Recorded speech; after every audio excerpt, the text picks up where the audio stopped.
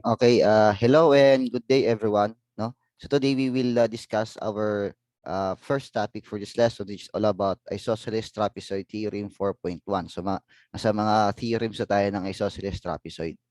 Okay. So what is theorem 4.1? Okay, it states that if a quadrilateral is an isosceles trapezoid, then its base angles are congruent. No? Example this one. Okay? Here, nasabi dito no sa theorem 4.1 no, kapag daw yung isang quadrilateral is a type of an isosceles trapezoid, no, yung base angles daw niya are congruent. So hindi na natin i-prove to since theorem naman, no.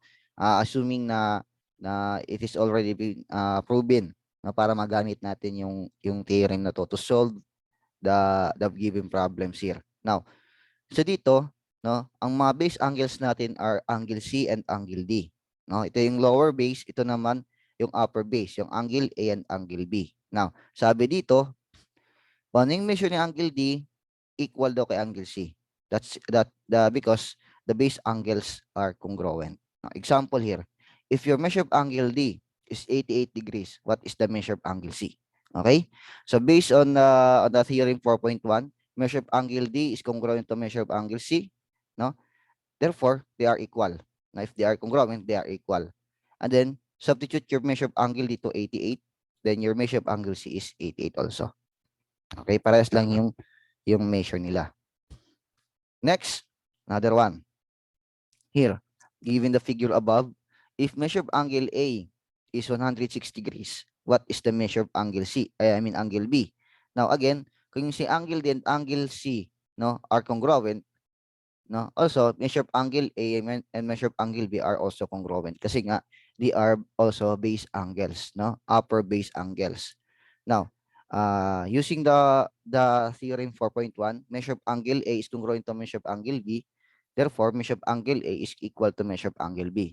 If your A is 106, then your measure of angle B is also 106 degrees. Okay? So, madali lang. Next, ito na. If measure of angle A is 5x plus 7 degrees and measure of angle B is 112, what is x? No? So, dito, A and B ulit, no? Upper base sila, no? So kung upper base, they are equal, they are congruent. And if they are congruent, they are equal. Now substitute your measure of angle A to 5x plus 7, then measure of angle B to 112. Then remove muna natin itong mga degree symbols, no? Then solve for x, no? Transpose 7 to the other side. We have 5x equal to 12 minus 7 is equal to 105. Then divide both sides by 5, no? Cancel this out. We have x is equal to 105 divided by 5 is 21. So your x here is 21. Okay? Then yung measure of angle A natin is 112 degrees kasi nga 112 degrees yung B. Okay? Now, let us have an exercise. Given the trapezoid dies, find the following, no? Given the figure here. If measure of angle E, meron tayong trapezoid dies, ha?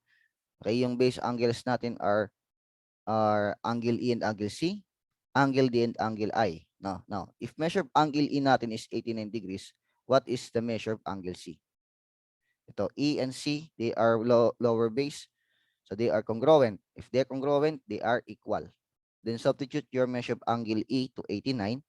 Now, therefore, your measure of angle C is also 89 degrees. Okay? Dali lang.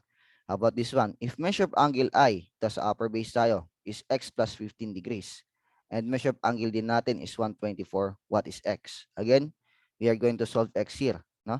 So here, no? Again, upper base yung D and I, therefore they are congruent, and if they are congruent, they are equal. Then substitute your I here, yung D mo to 124, and then your I to x plus 15. Remove natin degree symbols. Then transpose 15 to the other side. We have 124 minus 15 equal to x. So 124 minus 15 is equal to 109. So your x here is 109. Okay? X kasi yung hinahanap eh. Next. If measure of angle E here is 4y plus 5 degrees and your measure of angle C is 5y minus 10 degrees. What is y?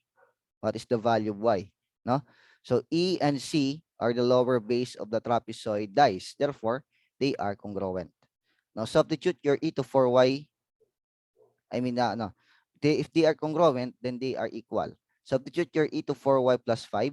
Yung C natin to 5y minus 10. No? Remove muna natin itong degree symbols. And then combine the similar terms. Now, transpose natin yung 5y to the other side. Then we have 4y minus 5y. Transpose 5 to the other side. We have equal to negative 10 minus 5. So 4y plus negative 5, that would be equal to negative y. And negative 10 minus 5 is negative 15. Then multiply both sides by negative 1. Now, negative 1 times negative y is y. Then negative 15 times negative 1 is 15. So your y here is 15. Okay? So that's it.